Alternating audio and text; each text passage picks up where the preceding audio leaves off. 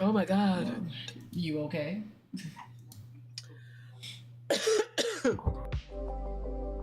You all right over there, ma'am? Yeah, I'm good. Okay.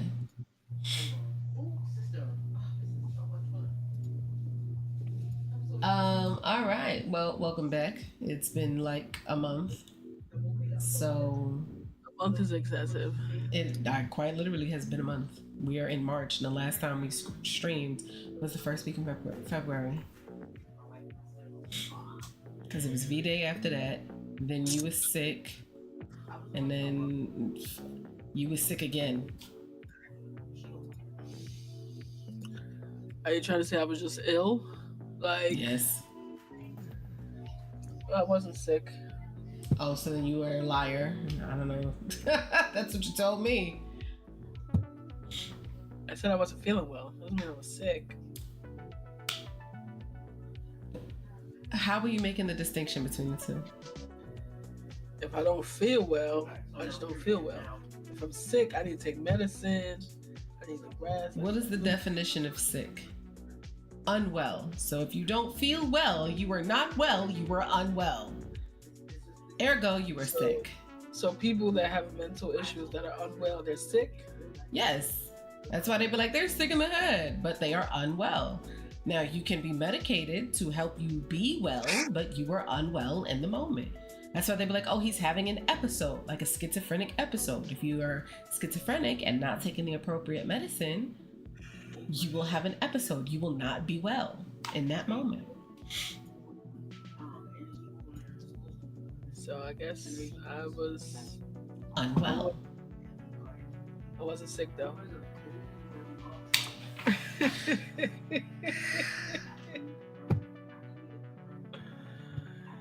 You stress me out.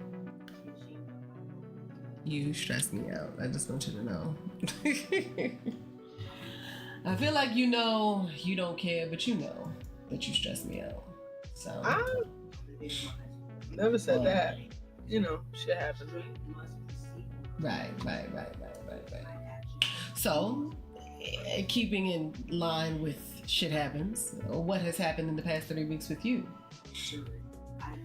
3 weeks? It's been like, you're doing too much. Look at the calendar. The last time we were live was like what, February 5th? Right, 1, 2 weeks, because we live now. So, I'm looking at the wrong month. Hold on. 1, 2, and we live now. Right. Yeah. The last time we were live was the 8th. So yeah. The 15th, the 12th. So the week of the 8th passed, the week of the 15th passed, the week of the 27th. There has been 3 weeks of time that has passed between now and the last time we were live. So what has happened in the past 3 weeks? Nothing much.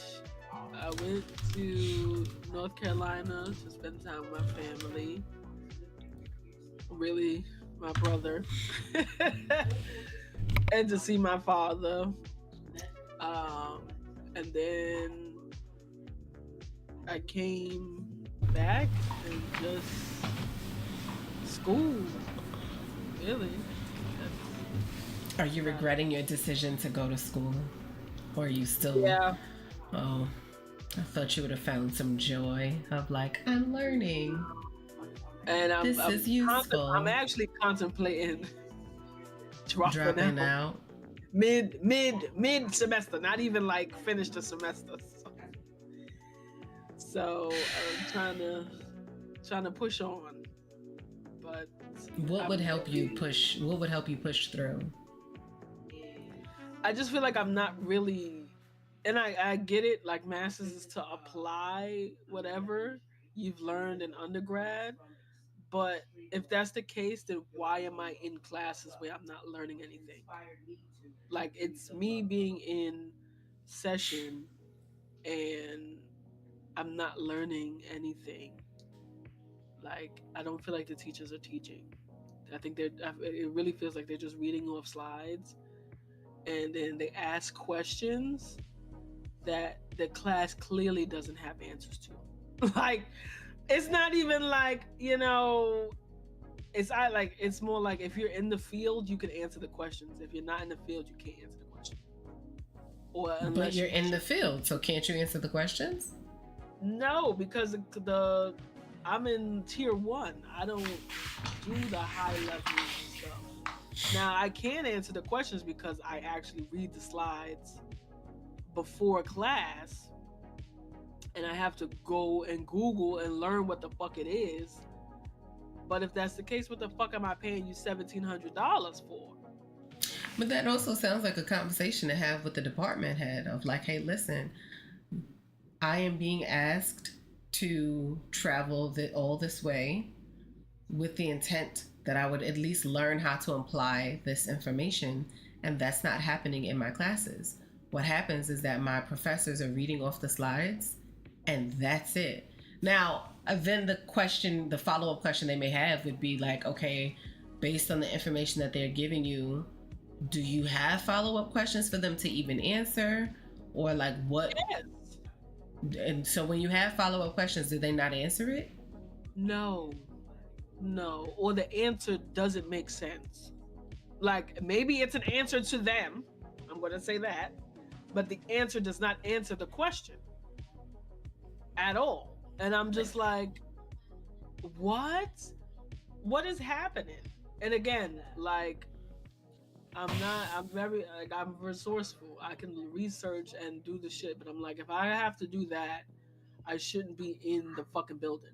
Like, if I'm remote, do the class, then after class, I can go and figure out the answers to my questions.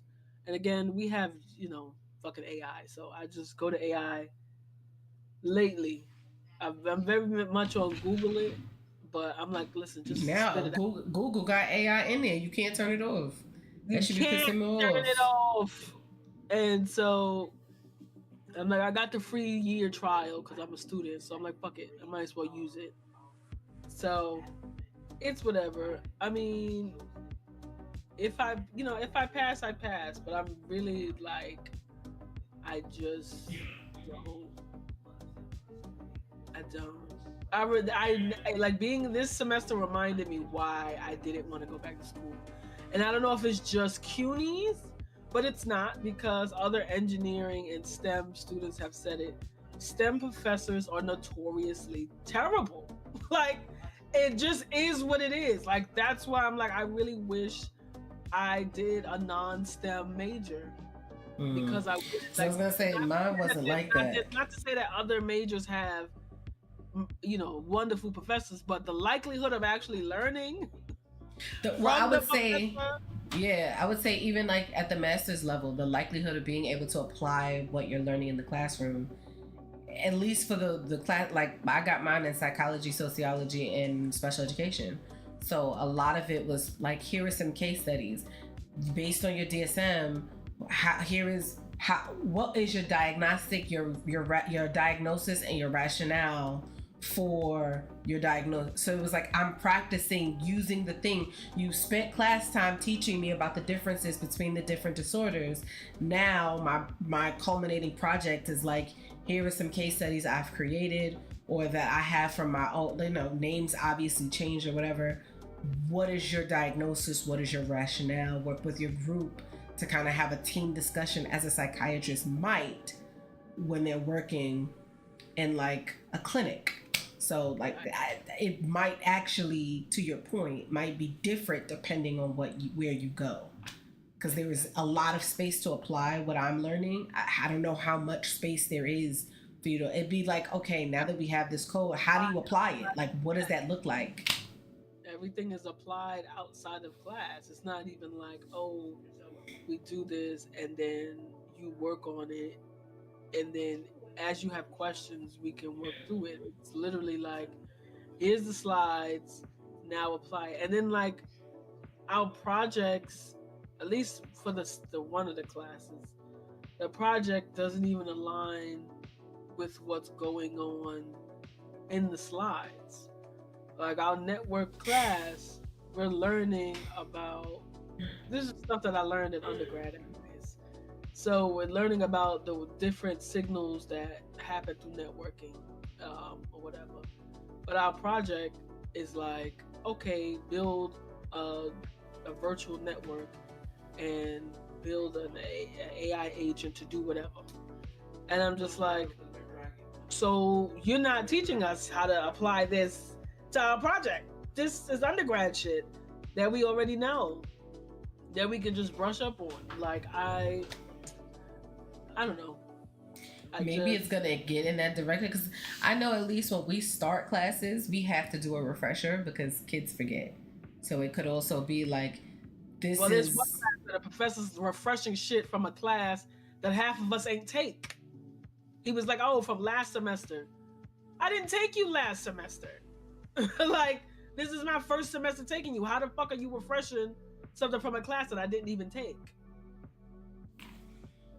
like, that sounds like you gotta have a conversation with the department head to be like, hey, maybe you need to audit the class or something. But what's happening is, I'm in class, they read off the slides, they don't answer the questions to the point that in a manner that helps me better understand the material, and then the projects are disconnected from what we're learning, because that's literally their job, is to make sure that you're getting your like I'm going to the department. I only had to do that for one professor when I was like, she's literally reading off the slides. Why am I in this class? But then like, oh, you gotta be on time. Class starts at 5:00. Motherfucker be starting at 5:15. You said 5:00. You doing attendance and you ain't even like.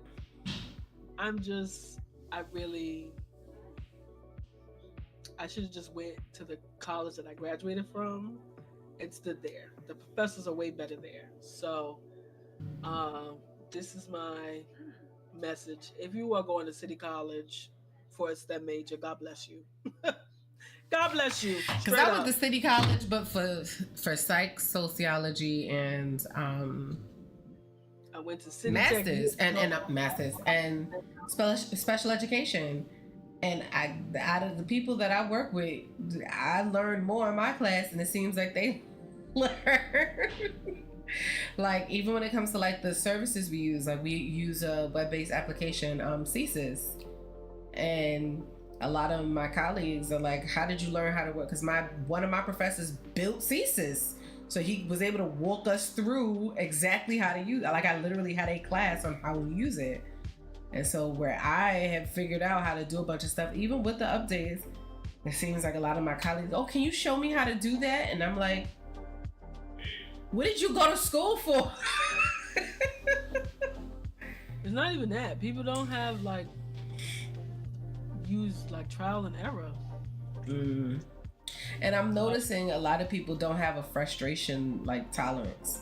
Like, the moment they get, like, you and I, because I've seen you do it, where so you get like, it's not like you basically like you hit a wall when you're trying to solve something, but instead of being like, all right, well, fuck it, I guess I can't figure it out, you're like, no, I'm gonna figure this shit out, because hell no, it's not gonna beat me. Like, you and I have that gear, but I'm seeing that a lot of people don't have it. They hit the wall and then they're like, get somebody else to do it.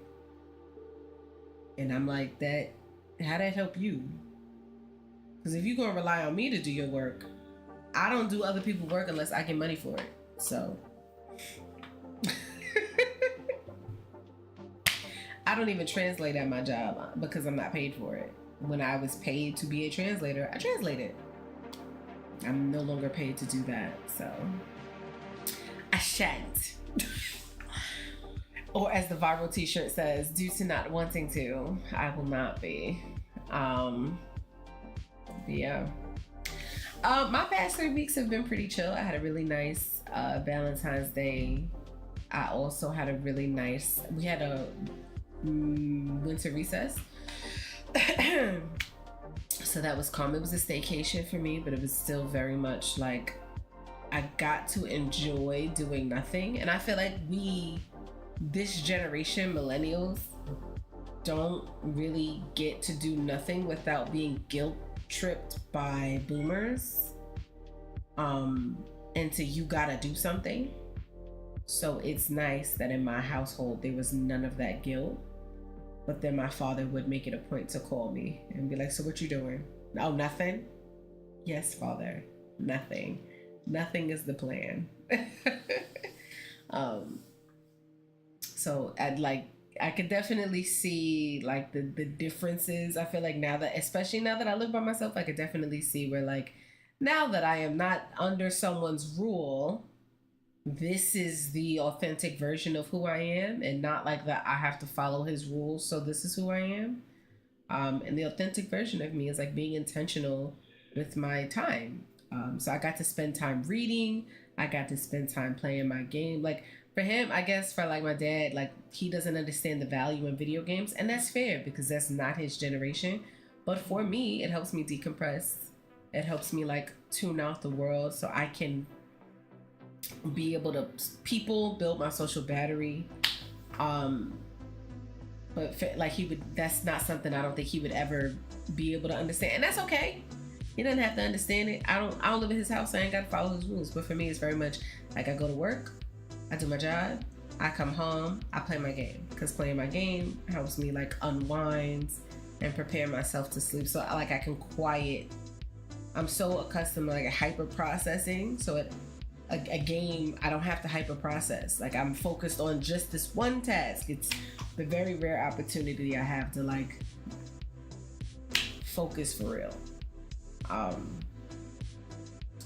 Even when I play mindless games, I think like zombies. You don't need to have a thought in your head to play zombies. You just point and shoot, and that's it. I think the most complex thinking you have to manage is if you get trapped by a horde, how do you get out? But even then, Jax will be like, "Oh, I'm dead." I don't even try no more. Like before, it was very much, "Oh, I need to." I do not care. Yeah, it should just be like, "Oh." The only time there's even slight urgency, but not really, is if you had stuff. Like if you had perks or a gun that you wanted. Like if you have the wonder weapon that you want and all the perks that if you had like all the perks, yeah, you want me to pick you up and quick. All the perks? Not really, because I really only use like 3 is all I care about, but the other ones, it's like, oh, it's nice to have. Yeah, but I'm saying like if we're at a point where you have everything and you gotta now buy it all back, you like that's the only thing. Like the new zombies is like the perks double in price. I'm like, well, no. If it was all the same price, I wouldn't care. But it's like, after you die, you lose them like 3 times. Now it's 4 bands for 1. It was just 2,500. Yeah. Speaking of, I gotta call Easy Pass tomorrow because they lost their rabbit ass mind. They have this thing where like if your Easy Pass isn't mounted correctly, you get like a penalty charge. My Easy Pass has been in the same spot since May of 2024. Okay, I have been paying the same base price of whatever the toll is to go through the Midtown Tunnel, which now is raised to $7.46, but at the time it was $6.90 something. They charged me $9 and something cents to go through the Midtown Tunnel twice. I want my $2 back. So Monday morning at 7 o'clock on the dot, I will be calling them. And whoever is working at 7 a.m., I'm sorry. Everyone hates when you get a call as soon as you log on to work. But you're going to get a call because I'm going to get my refund. Because the difference is, it'd be different if, I was getting charged like that when they first implemented it. I think it was like July of 2025. If it's like not, it's supposed to be like 1 inch away from the fucking rear view mirror. I have a dash cam, so that's not happening. And it's still like right next to the dash cam. It's not even like it's in a corner or I'm holding it up like this. When I went over the fucking Verrazano, they didn't charge me the 9 something. I didn't get the penalty fee. So it's in the right place for the Verrazano, but it's in the wrong place for the Midtown Tunnel. I need my fucking money back. And I know people are like, oh, it's just $2. It's the principle. I don't give a fuck about nothing. I'm very much just the principle. I don't give a fuck. I don't care. It could have been $1. Like yesterday, Fair. I price matched something for $1 at the store. I don't care. It was $1 cheaper online. Price match. Yo. Yeah. Free you. But yeah, I'm Thank like, you. this state is just I'm making your vote, too. fucking Thank you. I don't Very much. understand. Very much. Do 'Cause you I think got that? charged. My Easy Pass had said like 37 something when I woke up. I said 37. The Gothels is 16 something, and the Verrazano was 7. Where did we get 37? And then the little $2 from Jersey, because you know Jersey toll everywhere you drive. So I'm like, all right. No, you can 21 take the plus non-toll 4. route because we plus, do. plus 90 cents. I'm like, I should have been paying roughly $26 the most. Where you get 30? Where the extra 10 from? That was from the, like, I got charged later for the fucking $9, but I need my money back. Oh, I gotta go through my Easy Pass then and see. But Oh, I think, you know, I get a text. I set up to get a text every time y'all take my money out, so I can see what the fuck is. I get a text and an email because I need to know where the fuck my money is going. I'm Because gonna have to set that up. I don't just replenish it. Because no, I'm not giving out $200. Do you, okay, so let me ask you a question, because you're like, this city is very money hungry, and then I've also heard you be like, no, if I take this job, I need a certain amount of money. Do you think in part that's because of where you are, or because you just want that money? Like, It's if you 'cause live, where I am. Like, if I was making the money I make now in North Carolina, I'd be good. I'd be a millionaire. No, but I would be good. My fucking insurance would be $1. Like, everything is dirt cheap, but also I don't mind, I guess, the tax that we pay in New York because we have a lot of luxuries. Like, I wouldn't want to be poor or out of a job in North Carolina. I could be poor and out of a job in New York. It's two different, like, yeah, nah, we have too many benefits, at least in blue states. It's not, yeah.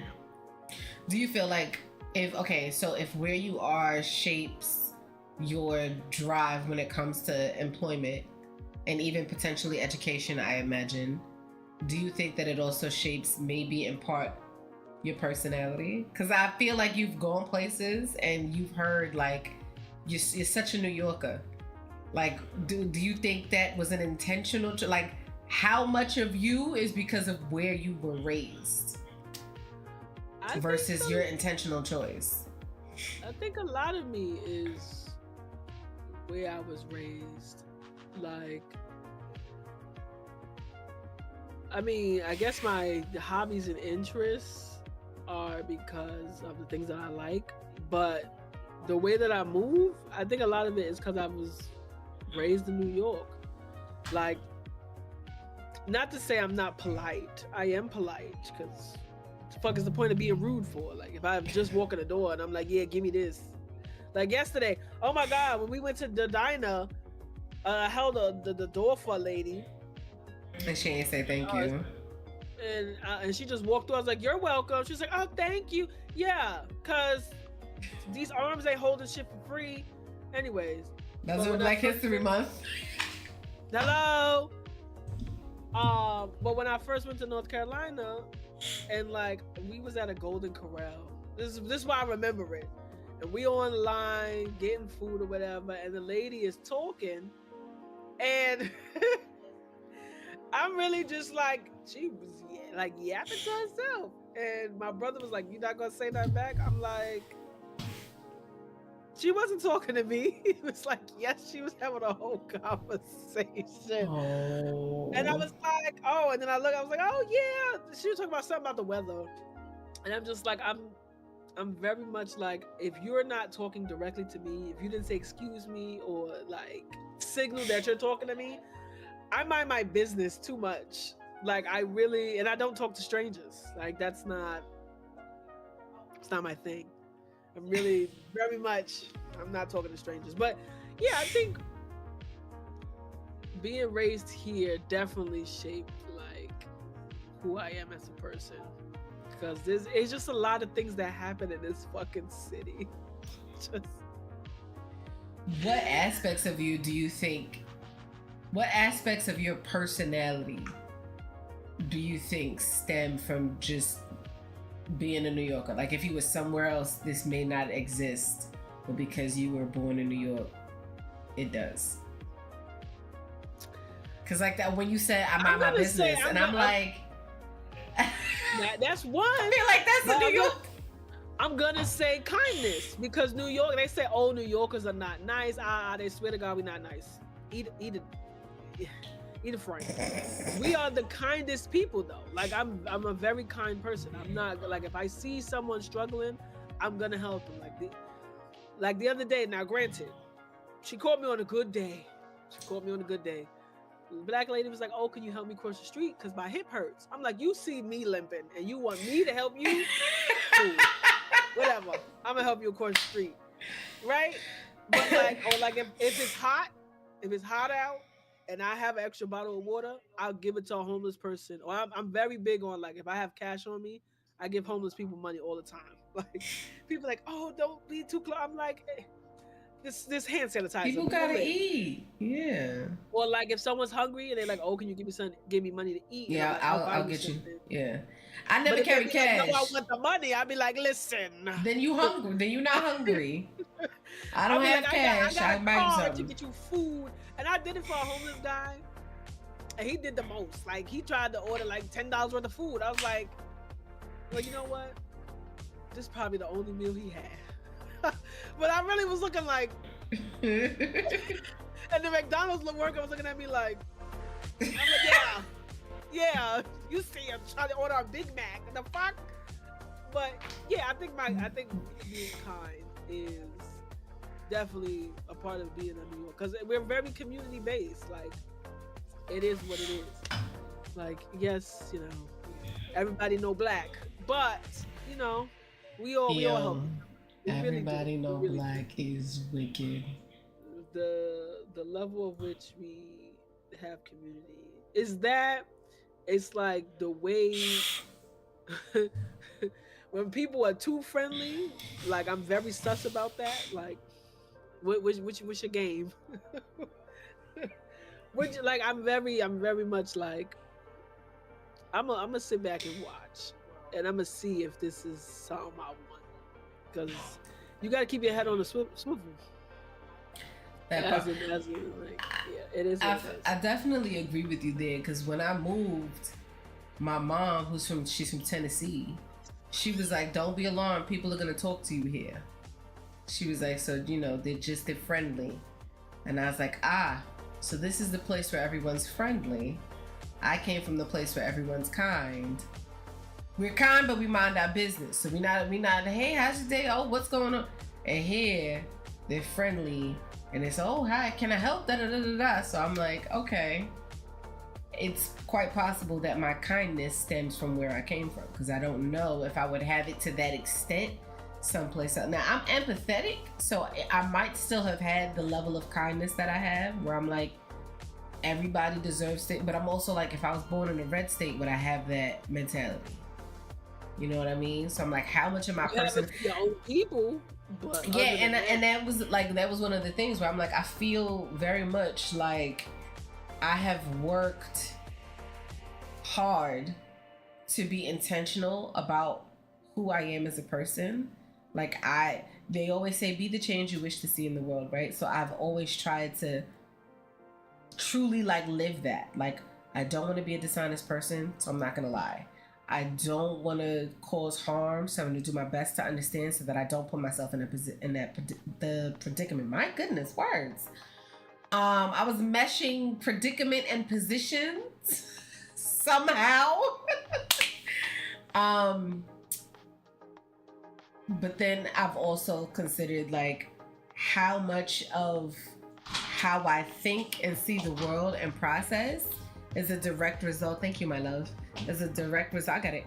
Of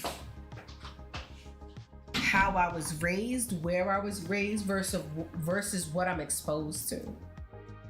So like I feel like it's like, for example, politics. I feel like a lot of that stems from, thank you, baby. A lot of that could potentially stem from what are you exposed to? Like, what are you seeing? What is your algorithm giving you that shapes your beliefs? Because I feel like prior to, I was the Democrat, but I think when I chose that affiliation, I didn't really know what I was choosing. Like, I didn't really have that much background outside of they're for the people. That's what I was told. They're for the people. You get to choose together. That's what I was told. Mind you, I'm 18. So at that point, at 18, I'm fresh out of school. And what was perpetuated was they're not conservative. They're liberal. So they're more open to different. They're more open to individuality and supporting what people choose to do with their lives and still trying to provide rights and things for those individuals, whereas Republican at that time was presented to me as very conservative. So unless you're a God-fearing Christian, they don't want you. And I'm like, well, that doesn't seem fair. Like, there's so many different religions here. There's so many different people here. Even though there's only one race, the human race, there's many different like ethnic backgrounds here.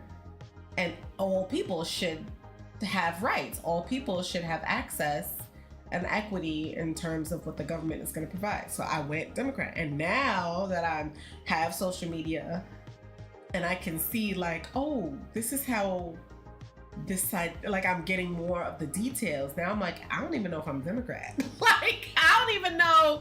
Maybe I'm just liberal. And you know what I mean? But don't make that but like for me, I'm very much like, if what someone else is doing isn't hurting you, hurting them, or hurting anybody else, let them do it. Like, who cares? Why do I care if, gay marriage is a thing?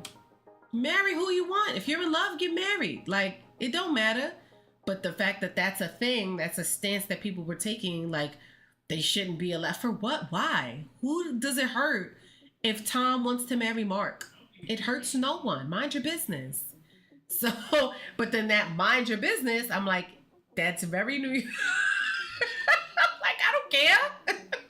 Very much. Like, and it was so, like, and that's the thing, like, in New York, there's so many pockets of like every race, every type of, I guess, subject that you're into, whatever hobby, there's literally pockets in the city of where people are. And so, like, if you are into a certain thing, this is where you go. Like, I don't know if it's still like that now. I think it's not. But you went to Chelsea and West 4th. If you was like the outcast, the alternative, or gay, like, yeah, that is where you went.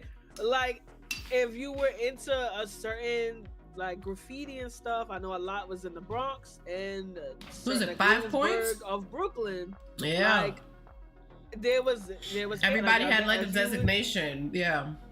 If you were into at least in Manhattan, if you were into handball and shit, you would go down there Seward Park. Mm-hmm. If you were into like gaming and anime and whatnot, you go to Chinatown, right? Go to fucking EC, or you go to Chinatown Fair. Like, there was places you could go. Like, and when it was still there, if you like skating, you went to Empire. Like, I mean, God bless. Kuchiki says everybody.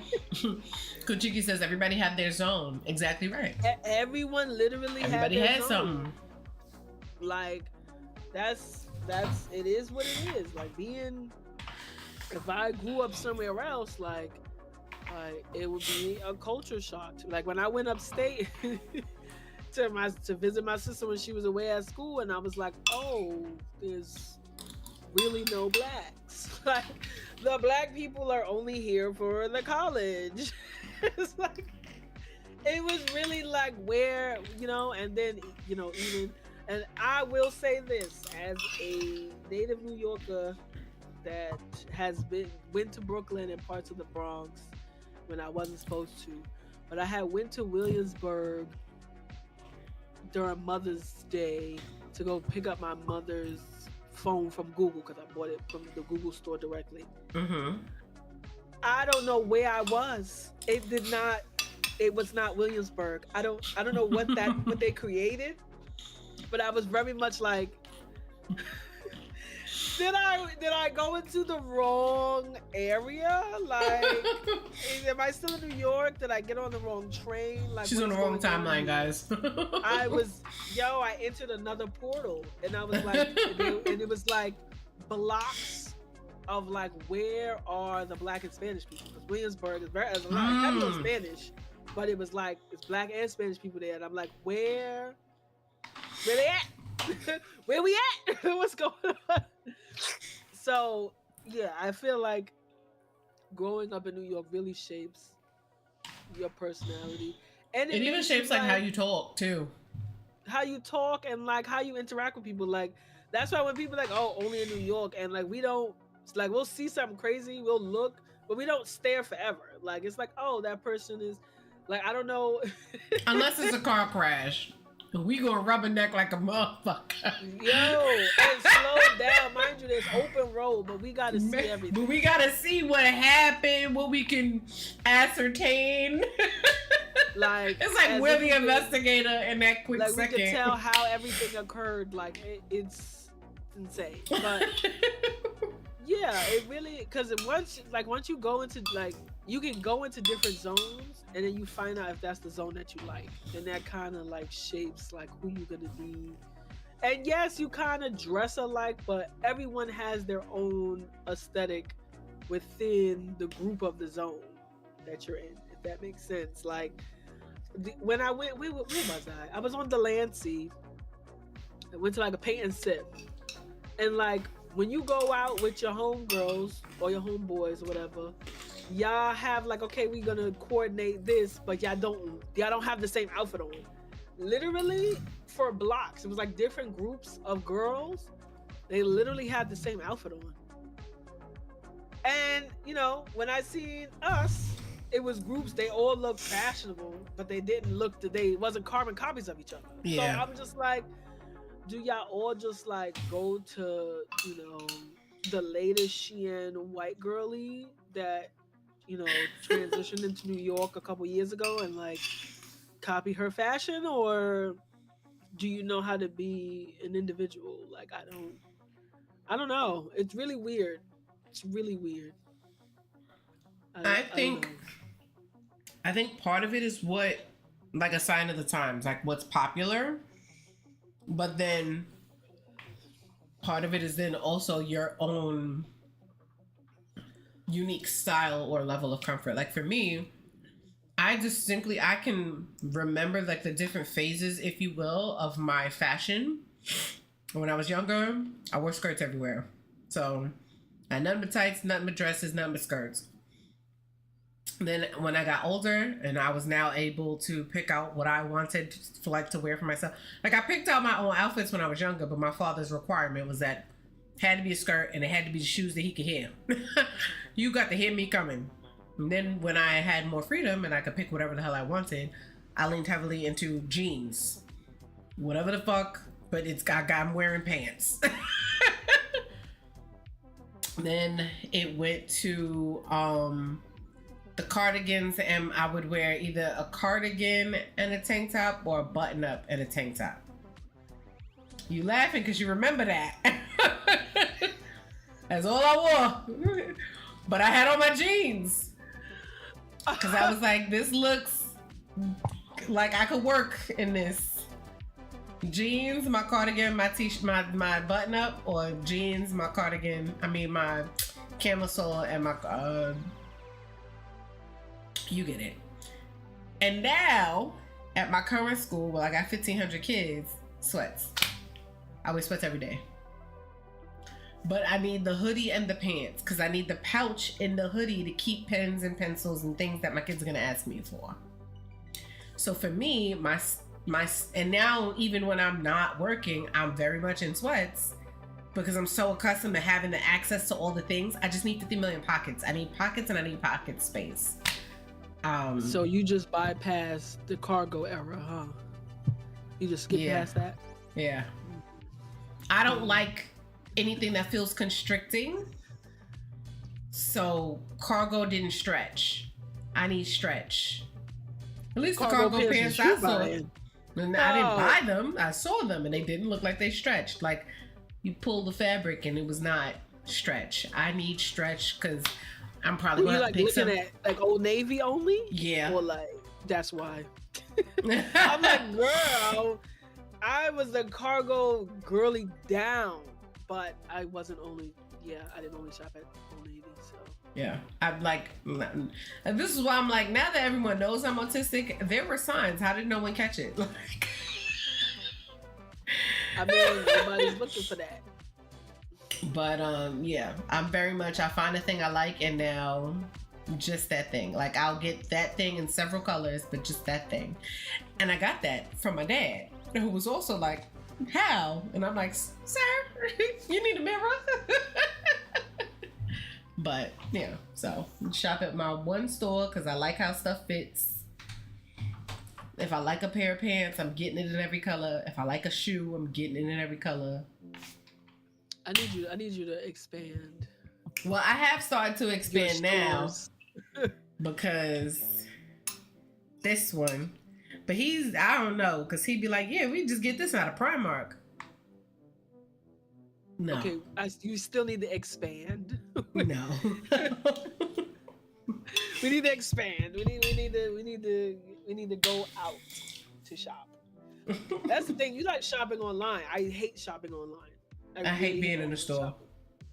Shopping. I need to be in the store. I need to feel the fabric because online it'll look like one thing and then I get it and it's given. I just put it back and go return it. No, I don't like returning. I like to go. This is what I like. It fits. It works. Taking it to go. I don't want to try it on. I don't be in that fitting room. In and out. I hate shopping. You need to go out. But then I also think, like, now that we all have social media and we can see what everybody else is doing, how much of our aesthetic, if you will, how much of who we are, how we dress, is truly chosen by us versus someone else.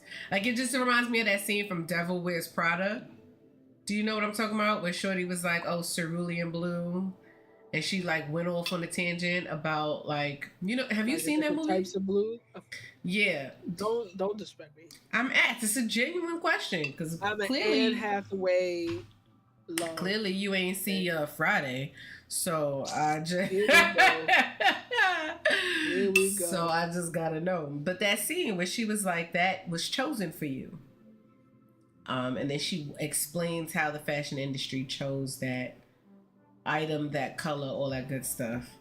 So I wonder like how much of the choices that we make in terms of like even so much as how we dress was chosen for us versus we had autonomy. I mean, it depends on who you are. Like, I'm not gonna say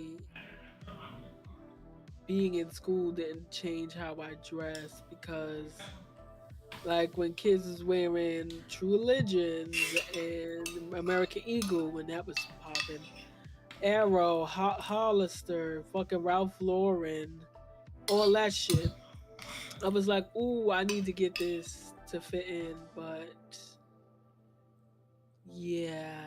And it wasn't like my, not to say that my mom isn't really big into labels because, you know, she could sell Coach bags at this point, as many as she has.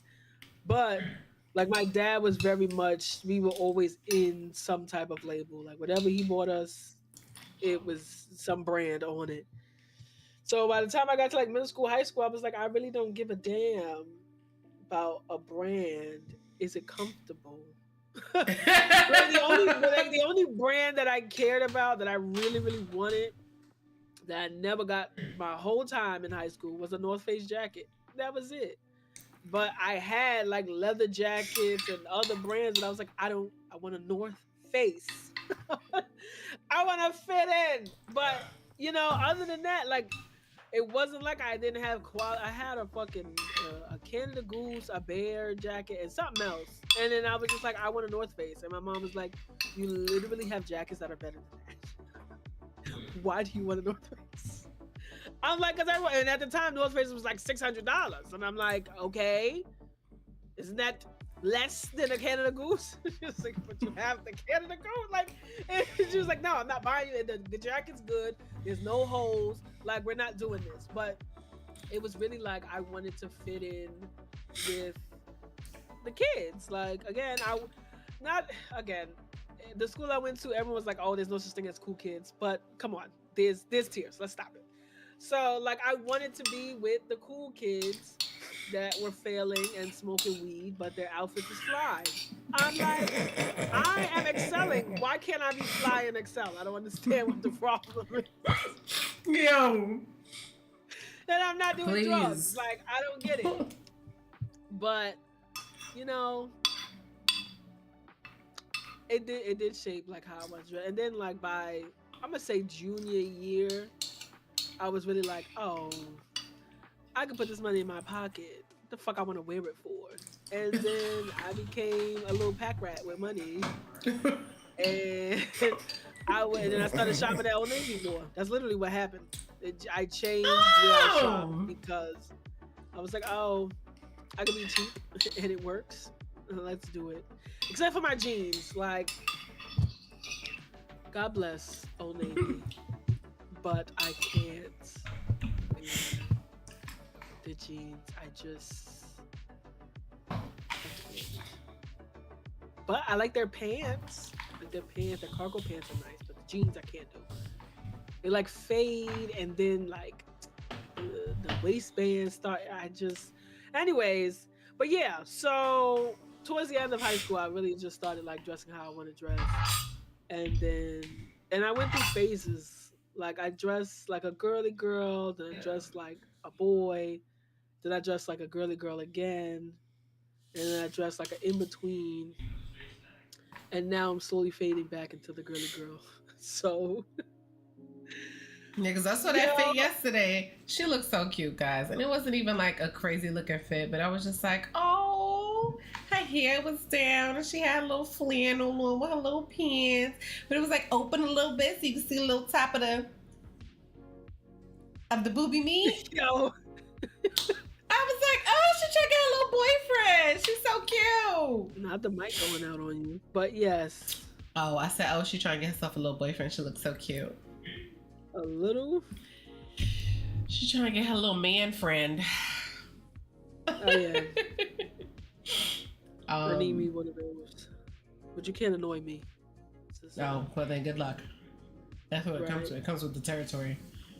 It does. Now, my question is, because now that I'm teaching this new generation,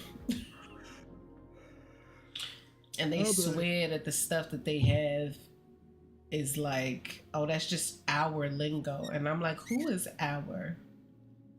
That's just how we talk. Like, this little girl gonna go, that ass, son? With that inflection? With that inflection, you're not that ass. She does that all the time. And I'm like, yo, why do you talk like that? It's just our generation. It's not. Not your dad. Do you talk like this at home? Because if you talk like this at home, then yes. Mother, so I can't say I talk like that.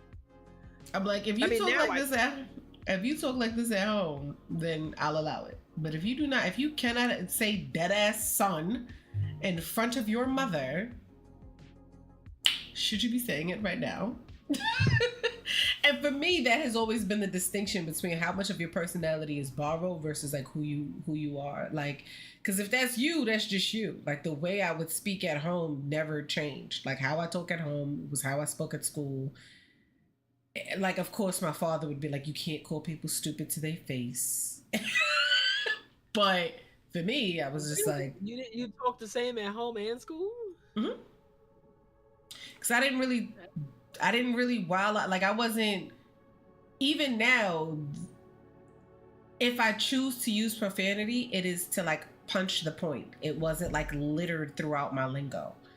So even growing up, where everybody was finding every reason to cuss, I'm like, I feel like there's a better way to communicate exactly what I'm trying to say that doesn't necessarily rely on profane language. So I was very much the same. The only difference was that at home, where I'm like, you freaking Brussels sprout, I would just be like, fucking idiot. My dad was like, you can't, don't do that. You can't say that in school. So like, he would just try to manage how I expressed myself, but it was still very much if I still think you're an idiot, I'm going to find fancier ways to call you an idiot. Interesting. Yeah, no, it was night and day how I talked at home versus how I talked at school or outside. That's interesting. Yeah. No. Not to say that I cursed every, waking minute outside of my house. But like the things I would say was not, yeah. No. Like the only word I could say in the house that was a curse was maybe damn, hell, and the F word, and not the 4-letter F word. Yo. But it was usually I would be playing the game and I would be saying this shit like on the game. And she's like, who are you talking to? I'm like, it's the game. She's like, all right. Like, it was very much like, oh, you better not be talking to your siblings like that. But other than that, she didn't, yeah. Yeah. No, like, it was, I distinctly, Dad's calling right now. Funnily enough, like, I distinctly remember being called an Oreo for how I spoke. And then it got to a point where, without thinking about it, I was like, so are you trying to say that I sound white because I speak with intelligence, but my blackness isn't intelligent enough? Is that what you're saying? Is that why I sound white? And then they stopped calling me an Oreo. But even then, it was very, I remember I watched Clueless, and then everything was like, whatever, as if, but that was it. I feel like I've always just been like, I'm gonna be who I'm gonna be, and like if I hear it enough, I might use it, but if it doesn't feel organic to me, I still won't use it. Like currently, I hear the N-word all the goddamn time between you and. Yo, calm down. I don't say it that much. You say it with every breath you take. Yo. You can't go a full 24 hours without saying that word. But I hear that all the time. But I've chosen not to use it, so I won't use it. I hear the kids go, and I don't do that because I don't care to. Like, unless I feel like what I'm hearing is in alignment with how I already communicate, then I just won't add it.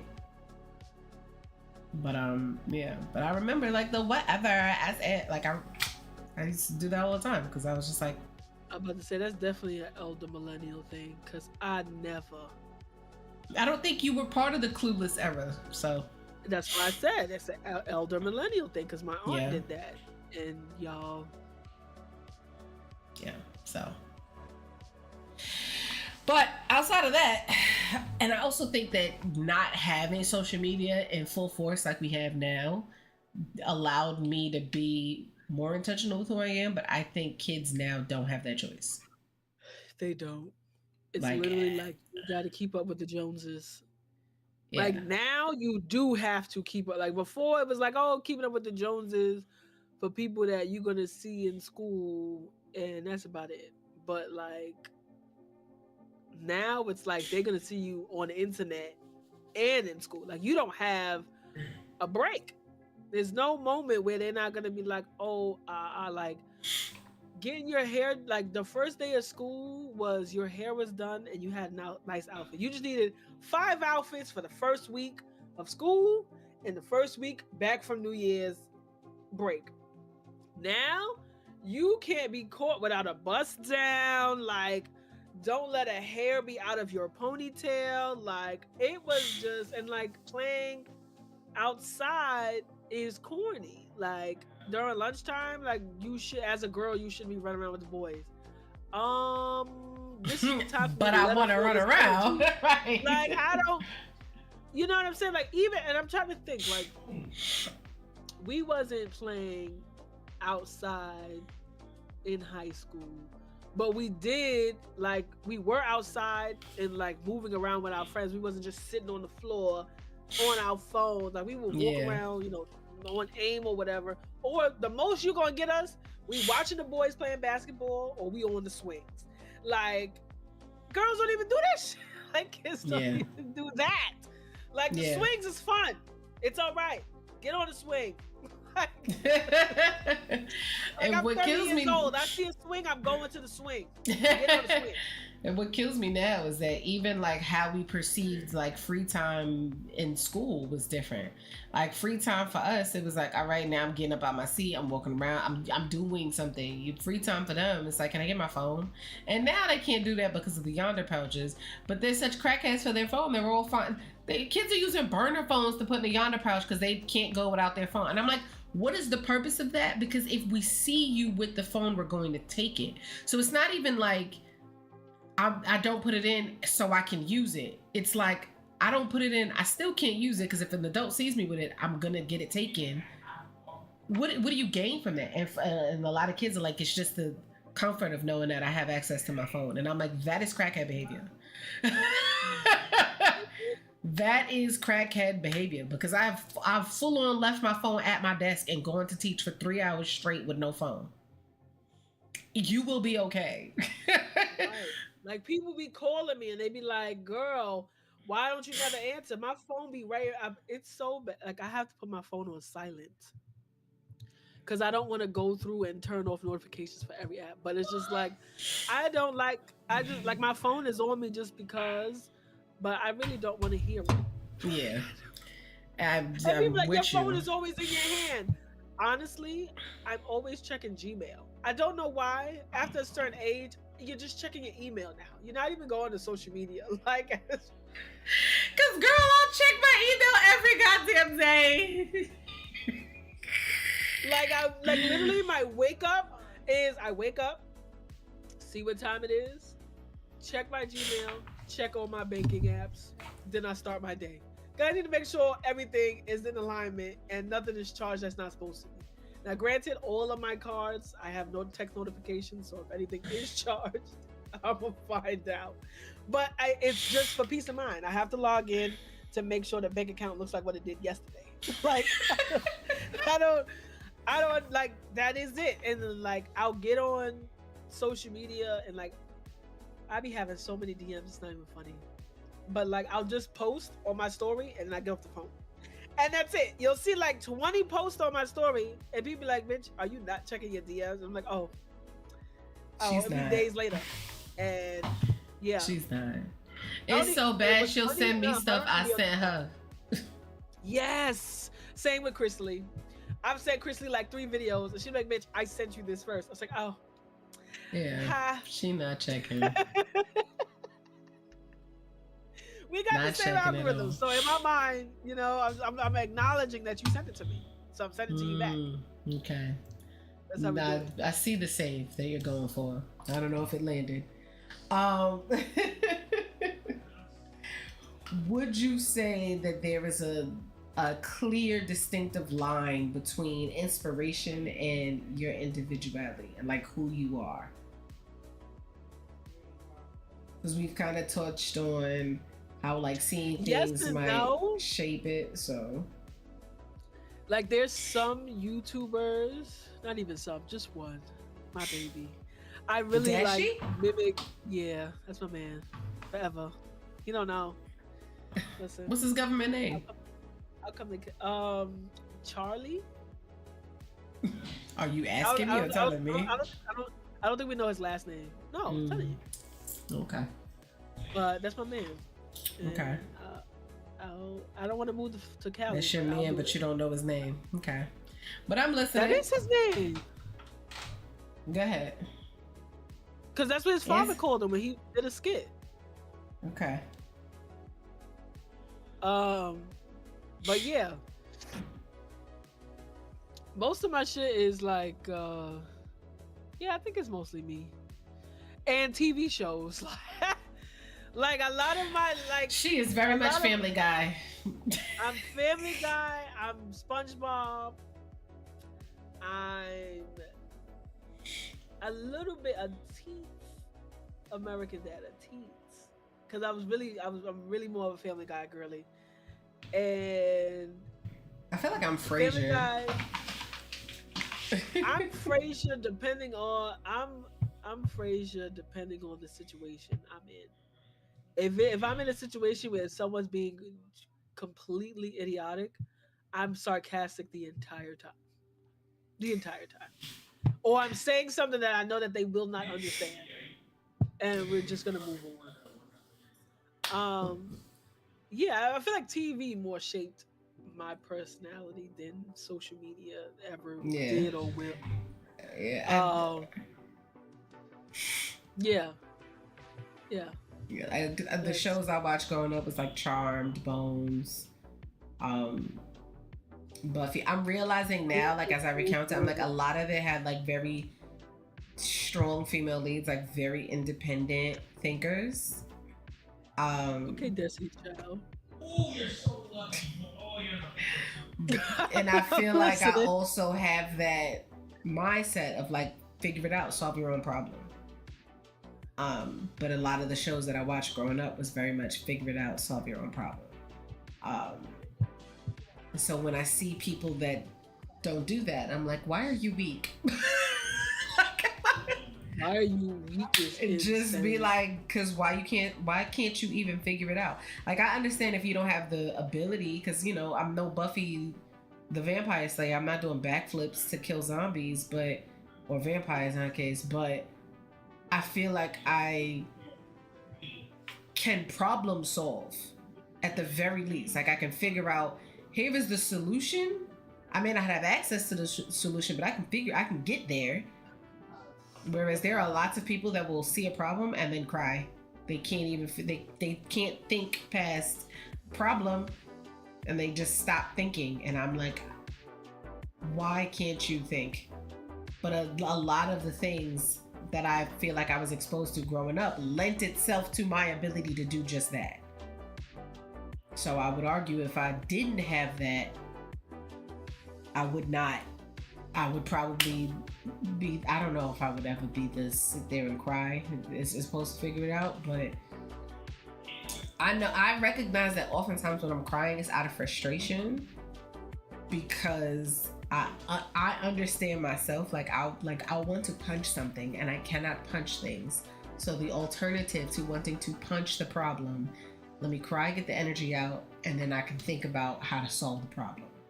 But I gotta get the energy out. So only when I get that high am I like, okay, I'm not crying and doing nothing. I have to get this energy out because I want to strangle somebody.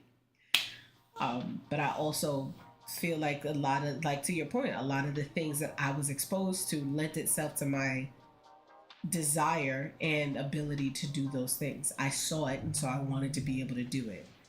I feel like now kids are seeing things at such a rapid rate, they don't even have a moment to process, to decide, is this what I want, or am I just being told to do it, and then they just do it?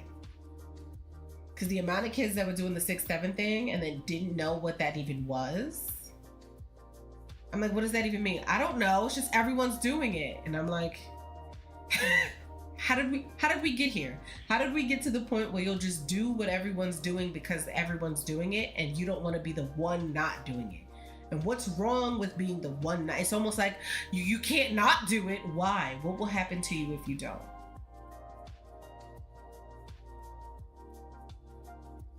And they don't have answers. So I'm like, you swear, like, oh, everybody just wants to be me. You're not even you. You are whatever content creator you are watching these days. That's who you are, not even yourself. Like, no part of you is by your own design. No part of your personality. Not your aesthetic, not the way you approach school, not the way you do anything is by your design. Everything right now is what the algorithm is telling you to do. Down to what you got on. So like a lot of kids are fighting for their life. Like, why can't we use AI? Why can't we use AI? They're like, oh, I've seen teachers use AI. And I would argue, and I've explained to certain kids, I was like, the difference is AI is being used by adults as a tool, an extension of what they already know. It's usually like, I already know how a formula works. I maybe need to tweak my formula, so I need a little assistance. Y'all don't even know what a formula is. Y'all are using, it's thinking for you, and that's the problem. But you're also on the side of TikTok that's like, oh, how to write your paper without getting flagged by AI. So you're just finding other ways to not think. So I'm like, if you're not thinking, how can you be intentional about who you are? You don't even think. And now I feel like It's kind of like, that's the cool thing, to not think. And I don't know when I do know when being dumb became cool. When motherfuckers stopped getting left back. You know what I'm saying? What happened? And teachers stop embarrassing students. Now, teachers shouldn't embarrass students. I was about to say, girl. Okay. But when you was cutting up and you talk about, oh, you keep keying in the back, and the teacher say, oh, well, you over there laughing, that's why you're great. It's like, oh, I don't want to be that person. I don't want to be singled out. I'm paying attention. I'm going to shut the fuck up and do the work. You know what I'm saying? Or getting left back. You see all your friends in 6th grade about to graduate, or 5th grade, depending on where you went to school. 6th grade about to graduate. You sitting there in 5th grade. You had to go to summer school, and you still didn't get to go to the next grade. You had to come to the pool second session. You couldn't come in the morning. Why? You was in school. What's going on? Crazy. That's Yo. But that's the truth. I said, like, why? What's going on? Getting left back was really the thing. Like, you didn't want to be dumb, or even, granted, getting called out by a teacher is the worst feeling in the world. I understand. But sometimes you need to be called out on your shit because you're doing too much. Yeah. And it's not like, at least when I was in school, it wasn't like teachers was calling you out left and right. It was like, I've been trying to teach and you won't shut the fuck up. So now I'm going to help you shut the fuck up. But well, now we can't do that, or it's frowned upon, because we also have to worry about the emotional stability and health and well-being of the student. So embarrassment is considered harmful to their psyche, to their social emotional development. So I remember when I was in school, they would post your grade. They had a list of how you did on an assessment so everyone could see. And that was a very good motivator for me to always be at the top. Right. You know what I'm saying? Like, now you can't show grades at all. Like, you can't we're not even allowed to talk to other students about other students. So I feel like they're setting kids up to earn participation trophies, and that's it. Once they get out of school, to be okay with not getting promoted. Yeah. You know what I'm saying? Like, to just, oh, I got a job, I can work, but you're never gonna get promoted. Like, I mean, there's a tactful way. So like, I do it in the one-on-one sessions where I'd be like, hey, do you like your grade?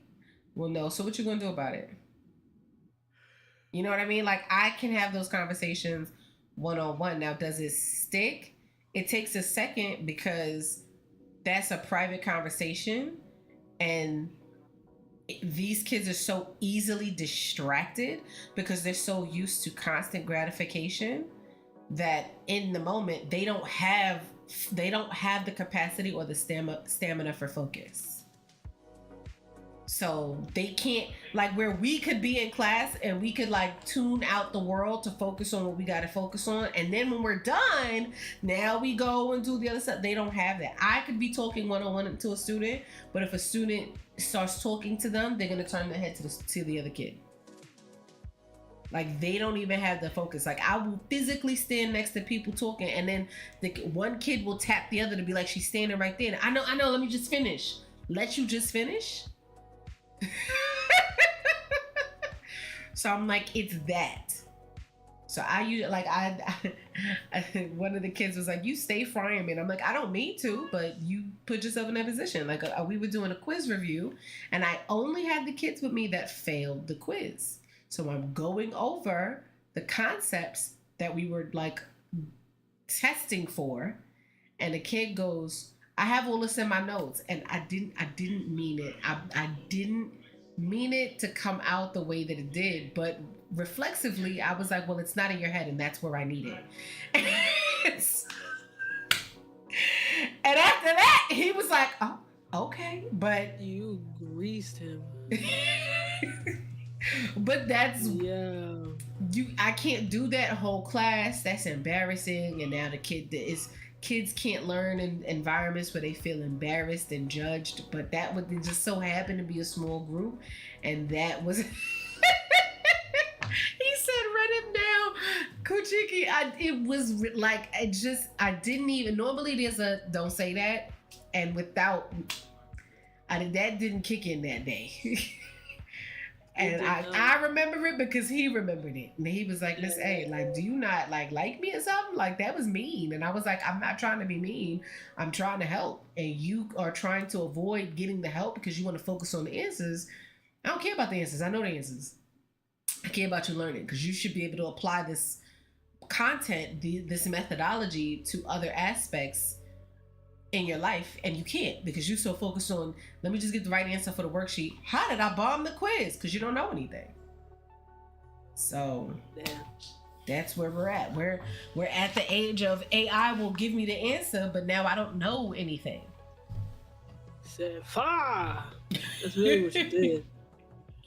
Yo, I didn't like that poor boy. But you see now when it happened to us, when we got flamed in school by our teachers, we were able to laugh it off and move on. But they can't laugh it off and move on. I had 2 students now transfer out the school because they were too depressed to carry on, too depressed, too anxious to do school. And I'm like, what is going on? We didn't have that. Why? Like, why is everybody depressed? They're overstimulated. Like when we were growing up, we did not have the exposure to the things that we have exposure to now. So they're overstimulated. They're getting too much information way too fast without the mental faculties to process the information properly. They quite literally can't handle it. And so instead of parents being more intentional about the screen time, because like when I was in school, I did not have the fancy smartphones until I was in high school. I was able to go through school and like focus on my studies because I was not constantly getting a TikTok and doing all the others. I didn't have that. So I wasn't seeking that. My sense of joy as a child was a book. I can't tell you the last time I ran into a kid who was like, "Oh yeah, I love reading." Like my generation liked to read. We would have competitions about reading. Half of these kids can't read. What they can do is sit through a 15-second TikTok or a TikTok dance, learn the dance so that they can make the dance. And half of them want to be content creators, but they don't understand, like, you have to have, like, that takes a skill. Like, that's not just get on the camera and yap. But that's what they think it is because that's what it looks like to them. It opened in for a rude awakening because that's what I thought it was when I got into it years ago myself. Yeah. Kuchiki says, OMG, we really are the peak generation. That's wild. It's like we trained for this since it came gradually for us. Yeah. Which is why when they ask us, like, "Oh, can you put your phone down? Can you go a day without your phone?" Yeah, I didn't grow up with it. Yes, it's not a part of me. It's not a part of who I am. Jack's whole ass lost her phone in her house and the shit's powered off. She ain't never gonna find that shit. And she's fine. Like, there's no sense of panic. Literally, on Friday at work, I'm like, yeah, but on Friday at work, I'm like, I can't find my phone. And I'm like, If it was my main phone, I probably would be like, all right, I need to find this shit. No, she was panicking about her sunglasses, though. Because those are good sunglasses. I don't know where the fuck. They never going to be made again because I don't know where they came from. Can't lose them. But I'm like, our attachment to this stuff And we also were taught how to think and how to verify sources. These kids can't do that. The amount of times kids have talked to me about viral stories and I'm like, have you confirmed that story? Oh, it's all over TikTok, so it must be true. That's your idea of verification? Quite literally, a quick Google search will pull up it. Google will give you the sources it's pulling from. It will tell you if it's valid or not. Just click the link. Oh, I just read the summary. You can't even click the source. The amount of kids who think Google is the source, it's not. That's why I'm just like, I think we have reached the age of algorithm where no one who isn't a millennial or older is a true individual. You are whatever the internet told you to be. And I think that's sad. Down to your style of dress. I've never seen so many of the iPhone headphones and the sweatsuits and the cups. There was the whole, the boys in my school really, they became quarter zip boys. Like, I've never seen so many fashion changes so quick, so many personality changes so quick, because it's all being curated by TikTok. I'm like, now you got people who weren't even born and raised in New York sounding like a New Yorker because they got access. And I'm like, we can still tell. But you know what I'm saying? Like, before, like, the way we spoke, you wouldn't hear it or be exposed to it unless you were here. And now everyone's exposed to everything. So everybody's mimicking everything and copying everything. And then, like, who even are you? If TikTok went offline tomorrow, would you know what to do with yourself? Would you know who you are? She is so disconnected. All up in her phone. All up in it. Talk about internet. Sorry. Look at her. Where you get that from? I got mad no. Oh yeah. my stems. This morning I was stipping like crazy. Shit was dumb. Yo.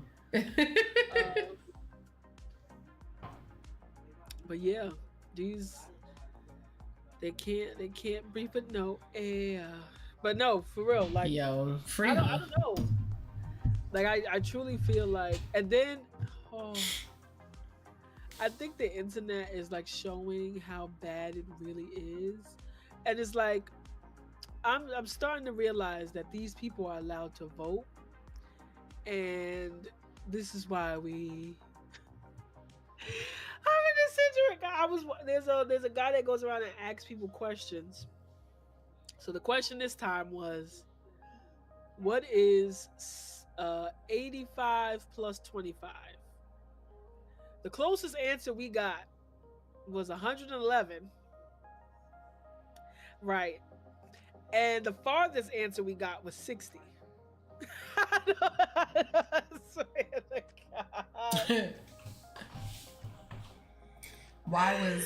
Did anyone get the right answer? No one got the right answer. Someone said 85 plus 25. Someone said something higher than that. Someone said 167, something like that. Yo, when I find the video again, I'm gonna send it to you.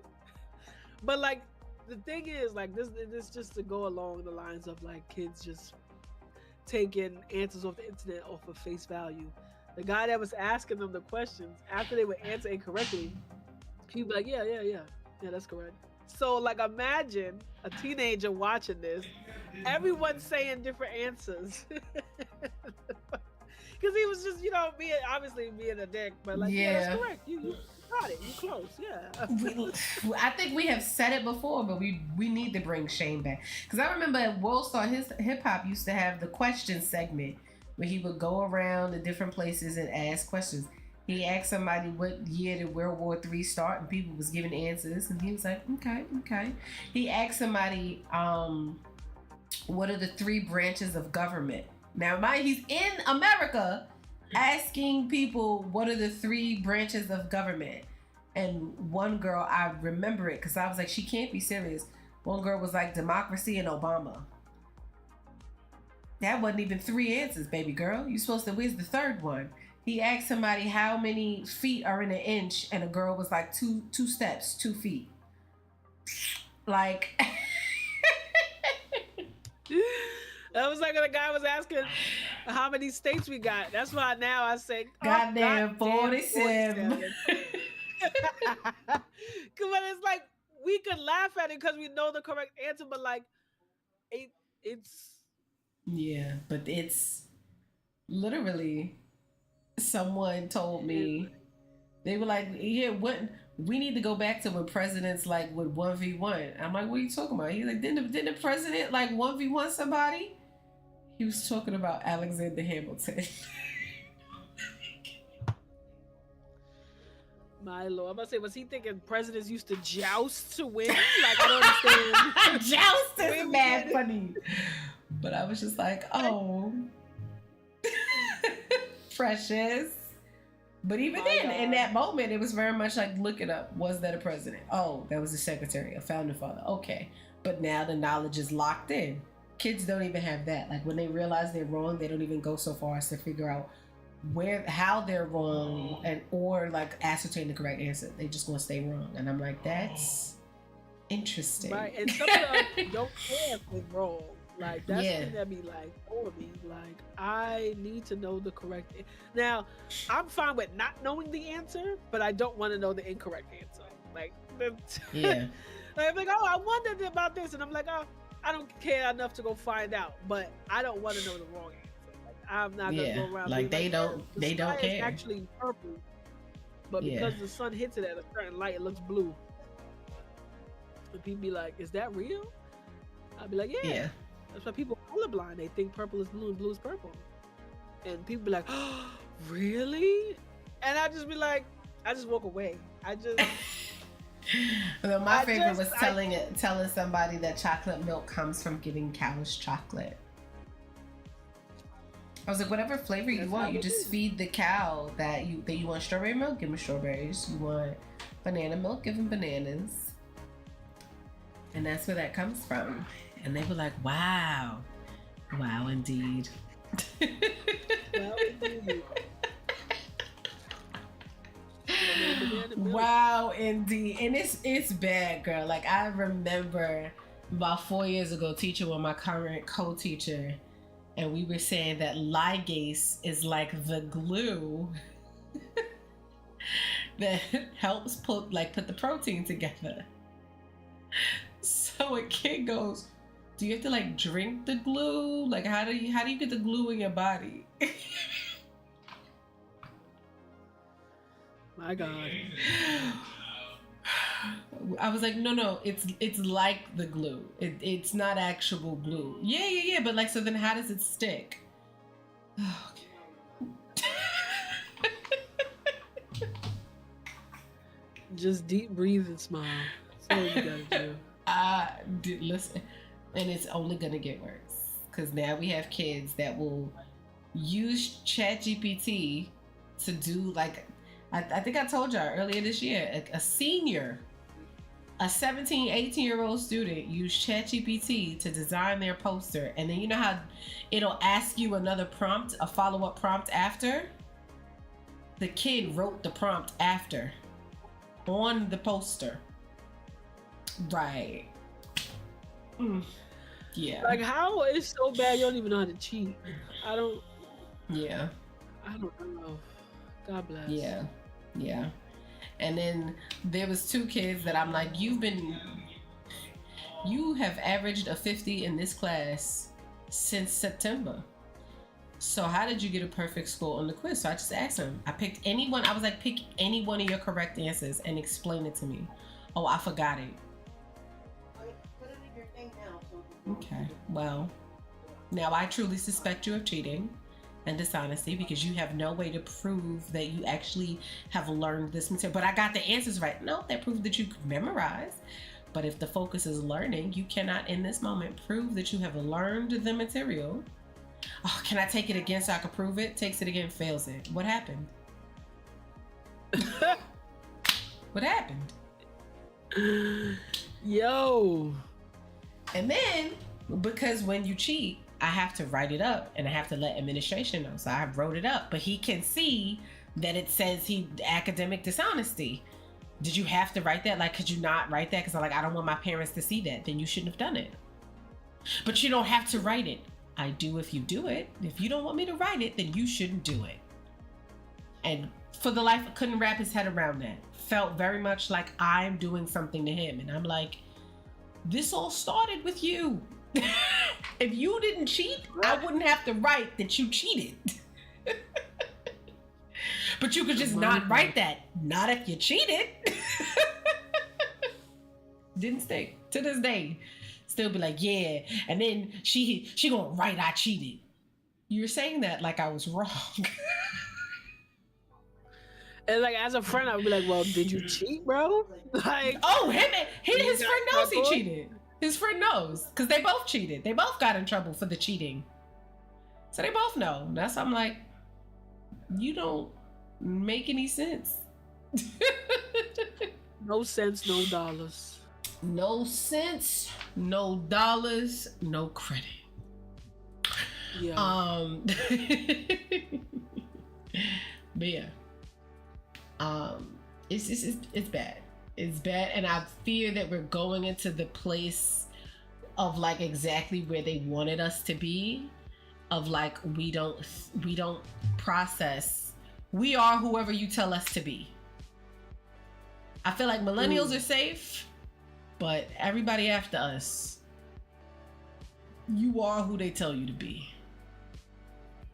Because you quite literally, there's no, you can't differentiate between inspiration and individual.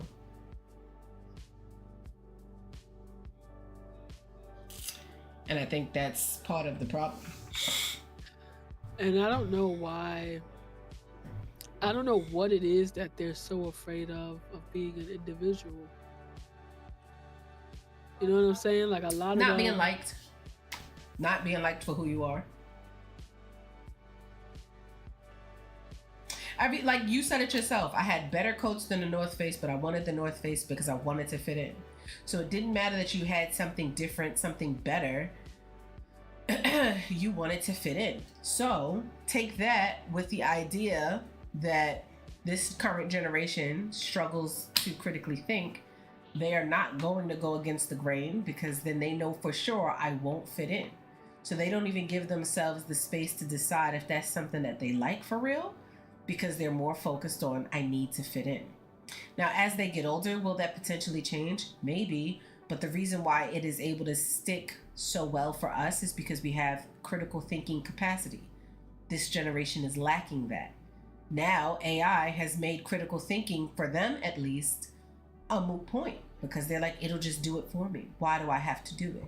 They don't understand the value in having the skill because as far as they're concerned, I'm going to have the internet for the rest of my life. So why do I need the thing?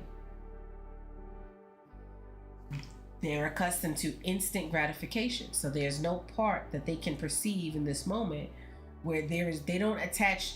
We get joy from solving it ourselves. We're like, yes, I did it. They don't get that. They don't get that at all. Oh, I mean, it's like, Yes. okay, I got you. All right, well then.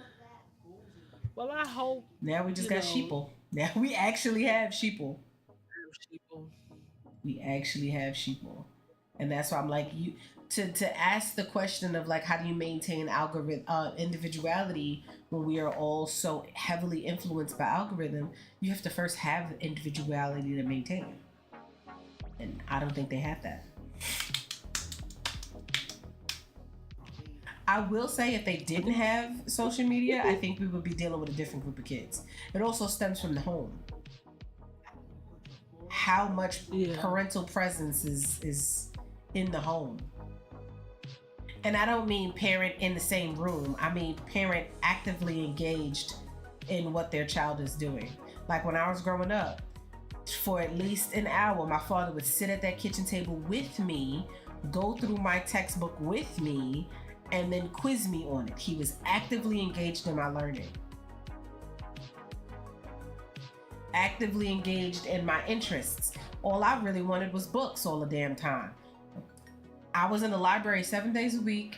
He would buy me books whenever I went. I had every encyclopedia in my room. I wanted to know something, I'd go figure it out.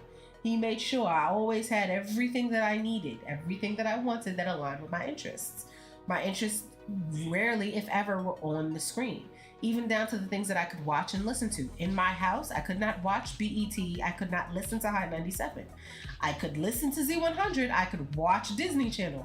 My father made very intentional choices to not expose me to certain things well within his control. So where a lot of kids are like, oh, my parents don't care. Like, why are kids watching Game of Thrones? Why are you watching that? Your middle schoolers were watching Game of Thrones. Why are you watching that? Why can't they watch it? There was quite literally a scene between Khaleesi and Khal Drogo where he was taking her. Children shouldn't be watching Well, besides those scenes, you're watching nothing but like murder, war. Like, you're watching things that you don't fully understand yet. Now, as a high school student watching some of that, hopefully you will have learned enough about history, negotiations, things of that sort, where you can contextualize what you're seeing. You're not just being fed an image, but you're being fed this image. Now you want to be Khaleesi, not realizing what her character represents because you don't understand how to analyze, you don't understand theme, you don't understand these things. You just want to be the thing that you see because she looks pretty, not realizing the things that happened to her, when it was between her and Cal. She was like 14. And all you think is, oh, but she's so pretty. Look at how blonde. So now I got a bunch of blonde girls with black eyebrows running around, thinking that they Khaleesi, not realizing, like, this is no. Oh shit! I'm sorry. That's funny. But you know what I mean? Yeah, so I get what you're saying. Like, me and Zay was talking about this the other day because it was like the kids don't have kid shows. Like, there's nothing. I mean, we had Degrassi, but even Degrassi was about kids. Yo, Degrassi was like, we rewatching some of it, and I'm like, how the fuck was I allowed to watch this as a kid? Like, granted, this was what was happening in high school, but it's like it was also on TV. Like, yeah, we should be drinking, we should be high. Bitches getting knocked in the head because her man pushed her. School shootings. It was like, what is going on? It's a lot. But I mean, it was a kid show. Like, it was teenagers. We were going through the same thing, you know, finding out kids is gay, people being like, oh, they shouldn't be gay, you know? Yeah, I think what Degrassi did was, yes, it was going to show you something you were going to see, but then it would give you the lesson you were supposed to take from that. So it wasn't just like, look at teen drinking. It was like, look at the consequences of teen drinking. So you got to see both sides. You got to see the person enjoying it, but then you would also see, oh, their whole life fell apart. Oh. Sure did. Craig was out there bugging. You saw the consequences. You didn't just see fun and games. You saw everything. And it was harder to do that with like shows like Family Matters or even Fresh Prince, because as a kid, you're watching adults still. So you're like, what do the adults know? With Degrassi, it was like, no, these are all children. So you're seeing these children. You saw like guest appearances from the adults, but you very much saw mostly children. So you were more receptive to the lessons it was teaching you because you were watching kids. Even the movie Kids, you're watching people your own age experiencing things that you feel like you're also experiencing. So now you get to see how the consequences diverge, good and or bad, and then you can make an informed decision. You're more likely to listen to somebody your own age because you're going to feel like there's more understanding there versus someone older because you're going to feel like, what do you know? You don't even remember being this young. Like, so. Ciao. But that's the thing, like they're not what, even like we was talking about it ourselves like not too long ago when we saw that Discord was going to start making us verify age and whatnot, because they were like, oh, we got to protect the kids. Parents got to protect their kids. If this is not meant for kids, parents should be in control of what their child is exposed to. My father made sure. Where was the parental? Where was the guardrails for AIM? For chat rooms, Craigslist killer, like yo, but that's the thing. But that's the thing. Everyone else is trying to be a parent, but the parents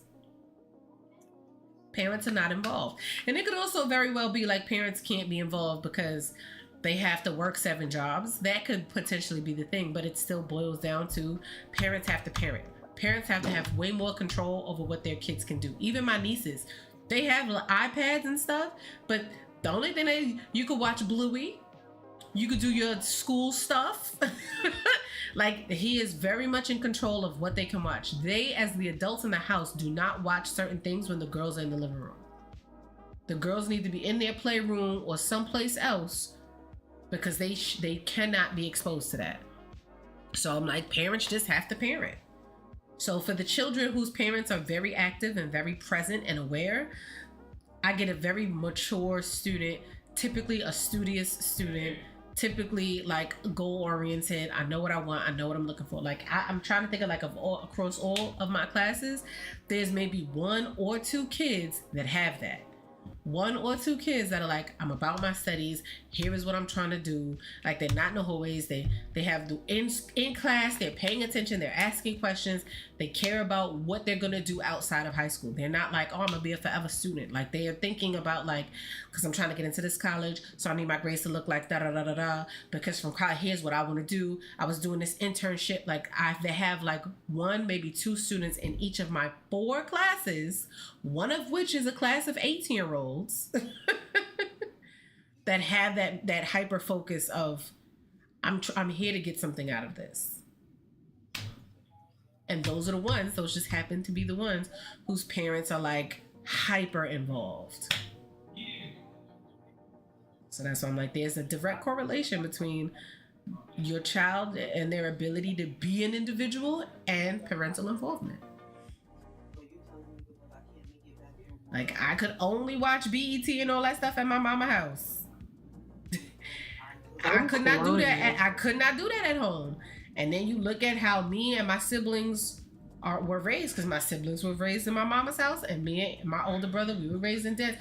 He and I have 2 very different personality types than our younger siblings. And when I say younger, they still like 30, so they're not like 12.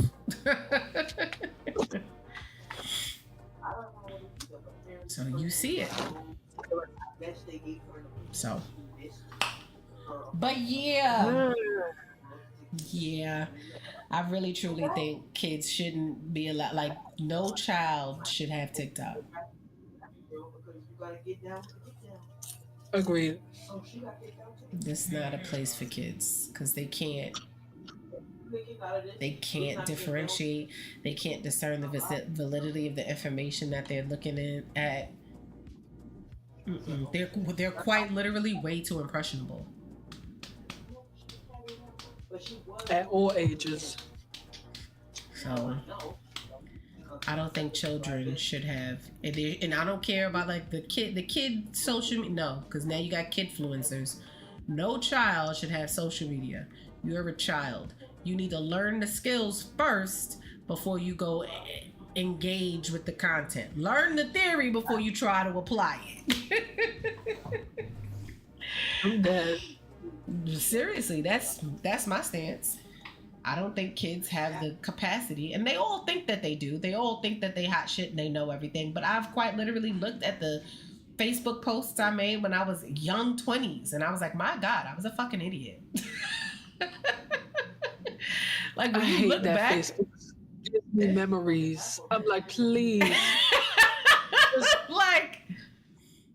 Like, did I even learn the English language? Like, it was really bad. It is grotesque. We was doing that dumb shit with the capital and the lowercase to make one word. I'm like, I look at it like it's there forever. Like, forever.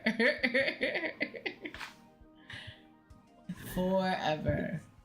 And I don't think these kids, even the kids when they're like, "What's on the internet is forever," they truly don't really understand what that means.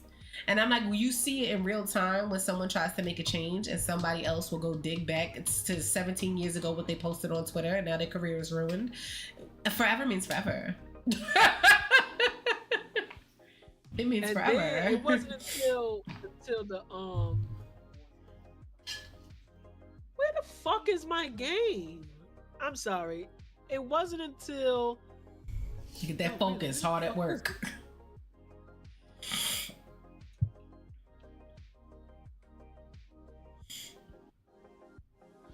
I don't know where I put it.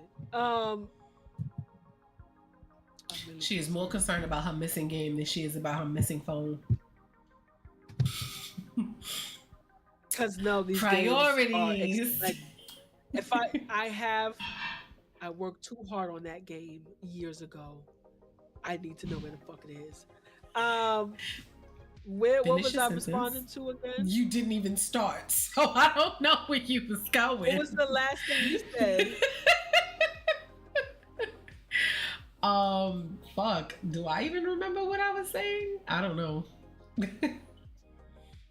God bless these kids. That's all I have to say to that. Because my brain has completely left the chat. That's funny. Oh, I don't yeah, even. they shouldn't have TikTok at a certain Yes. age, I think. And we were Yeah, talking about like- how it's on the internet forever. On the internet forever, yes. So yeah, they don't even, and even time machine, and there's sites that, okay, the Twitter thing. This is where I was going. Boom. When you was like, oh, they'll go back in time to find out things that people posted on Twitter. I didn't realize that Twitter shows people things that you've liked, not just that you reshared. So please be very careful about things that you like on Twitter because they can go back and see things that you like. That's how that situation with Tina Knowles and the actor she was dating, and they had broke up because he was liking crazy shit on Twitter. Because everyone knows Twitter is like Pornhub, but yeah. So it will show you people the things that you liked. So the internet is forever, like for real, unless you deactivate your shit. And even I then, feel like even if you deactivate it, they can, yeah. it's still in an archive somewhere. But yeah, there's sites that archive a whole bunch of shit. Yeah. Like I just found this site that archives a whole bunch of books. I even used it. And I was just like, wow. Wait, they archive what? Books. You can get the PDF of any book. Send me that link. I cannot. Okay. Got you. So, but I was saying, like, even when I bought my car, right? So I had bought my car, and then I wanted to verify, like, if a feature was on the car, and so I went back to the website, and it was gone because obviously the car has been sold. So I went to a specific website that pulled up the history of that website for the day that I was looking at it. So I printed it out. But I was like, yeah, I'm gonna find what I'm looking for. You're gonna find it. You just have to know how. And the thing is, these kids don't know how. They don't know. But I was like, oh, you took it off the website? That's cute. I'm going back anyway. And I showed up with my printout the very next day. This feature is supposed to come with the car. Where is it? I'm dead. So, yeah, I don't play that. People swear that delete button is a true delete. It's not. Also, fun fact, if you are throwing out an old hard drive or whatever, and you think, oh, if I just smash up the hard drive or just rub a magnet on it, no. The only true way to erase any data is you have to read and write on it at least 6 to 7 times. So if you want to get rid of something that's on a hard drive, make sure you put something on it, erase it, put something on it again, erase it, put something on it again, erase it, do it 6, 7 times. Because there's no such She thing didn't as mean to deleting. say 6, 7. Do it 8 times. There. Bye. Bye. Do it 8 times. You can do it 8 times if that's what you want to do. But yes, there's always a way to recover something. There's always a way, unless it's on an Apple system. Then God bless. God bless. There's always a way, but There's a will, there's a way. But all right, folks, Yeah. it has been really, really real. We're gonna throw this stick ray on somebody. I see Waifu, aka Infinite Logic, is live. He's on a game called Dispatch, so we're gonna go rate it out over there. We're gonna give him all the high energy that we have for this. You said What? Logic is live. Oh, Yeah. I'm following him. That's crazy. That's so messed up. I'll follow. That's I thought I would. crazy. But yeah, so we're gonna go Red Logique, and we will be back. Jax, will we be back next Saturday? I mean next Sunday. That's the plan. All right. That's hot. Why is it not letting me? Did he go offline? Oh, he went offline. Yeah, that's something I crazy. don't see Logic. I seen him Oh. when we first started. Yeah. Okay. So we won't raid Logic. We will raid my boy Ronan. He's playing Diablo 2 Resurrected. So. Phew. Sorry. All right, we're heading over there. We'll see you. Bless you. We'll see you guys next week. It's been real. Make good choices. Later.